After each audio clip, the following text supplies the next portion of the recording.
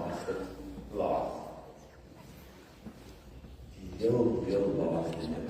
Dis die Vader besluit het, dit is nou genoeg, ek moet nou vir die Israeliete laat trek, hulle moet trek. Wie van julle ken die antwoord?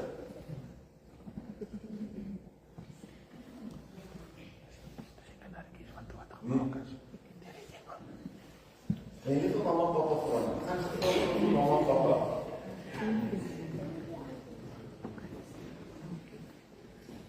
Ja, die eerstgeborenes van almal, weet jy? Dominee is dit hoe die kleintjies begin verhoor was. Ja, daar is 'n bevel uitgereik dat al die eerstgeborenes, en is interessant, van mens en dier, né? So al die eerstgeborenes is gedood en Farao beleef toe ook hierdie dood en hulle is toe Egipte land uit in die woestyn in. En toe kom hulle by watse see uit? By die Rietsee. So kom julle almal nou gou vorentoe hier so na my toe. Al die kindertjies kom gou. Julle moet nou hier by my kom staan. En dan gaan ek gou vir Konrad vra, jy moet gou agter die lakker staan nie waar ek staan. Dan gaan ek gou vir Konrad en Albertus vra om vir ons die Rietsee op te laat. Hierdie saam Pieter en so. Marco.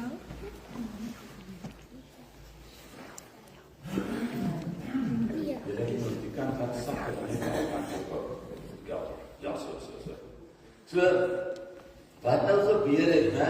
Die Israeliete is uit die land van Egipte uit, waar hulle met die sleep geslaan is en daar waar hulle bakstene moes bou heel dag en die koning het hulle sleg behandel.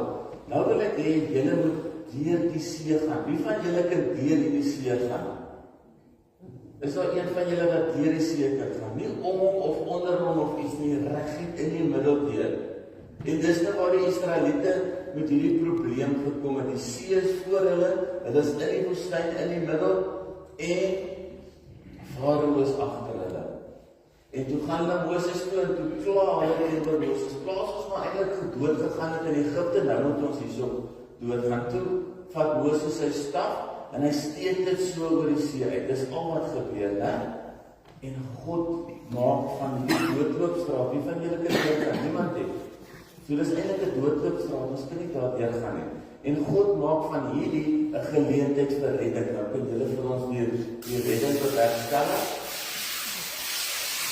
En daar maak God daar's see en Jesus see en nou stap ons almal hier deur. Sien julle hoe maklik is dit? As God, dankie julle weer gaan sit. As God ingryp en as God vir ons die uitkoms gee, dan maak dit 'n verskil, né? Ons kan deur die blou lap, die weet as 'n probleem gewees, ons kan nie deur die probleem kom nie. En dan sê God, maar ek maak 'n weg, ek maak 'n plan. Ek sal sorg dat julle hier kan deurgaan. En julle het deurgestap en julle het weer julle plekkies ingeneem. Is dit iets wat die Israeliete gedoen het? Nee, net God. Wat het die Israeliete gedoen? Hulle het net gewaarheid, dis al wat hulle gedoen het. En hulle het ander mense blameer, vir Moses blameer. En hulle wil nie verder gegaan het nie. So hulle het net 'n muur gesien.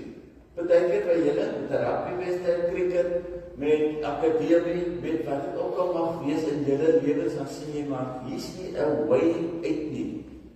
Dit is net hierdie muur wat hier voor my is. En dan kom Moses in een van sy mooiste beloftes in Eksodus 14 vers 14, sê hy vir die Israeliete, bly julle kalm, relax. God sal vir jou veg. So daarom is dit nodig dat wanneer jy op hierdie muur vaskyk, word rustig en vra vir die Here, veg vir my, help U my dat ek hier kan gaan en dat julle dan deur die see kan loop en aan die kant uitkom. Hemelse Vader, baie dankie dat U vir ons die redding bring, U bring vir ons bevryding. Here, wanneer dit kom by probleme, ons het hierdie blou lap in die gesig staar, dan raak ons paniekerig en ons raak vrees bevang en ons weet nie wat ek kan doen, Here. Maar dankie dat U vir ons wys dat U ons daar deur droogstoets het U die Israeliete deur die Rietsee geneem, Here, soos U vanoggend hierdie kinders deur die lamp gevat het, Here, deur die simboliese see gevat het, terug na hulle plekke toe, terug na hulle sitplekke toe, terug na hulle mamma en papa, terug na hulle huise toe, Here, wil U elkeen van ons ook so lei, terug na geliefde toe, terug na daar waar ons behoort, en dankie Here dat U dit vir ons moontlik maak, in Jesus naam alleen, amen.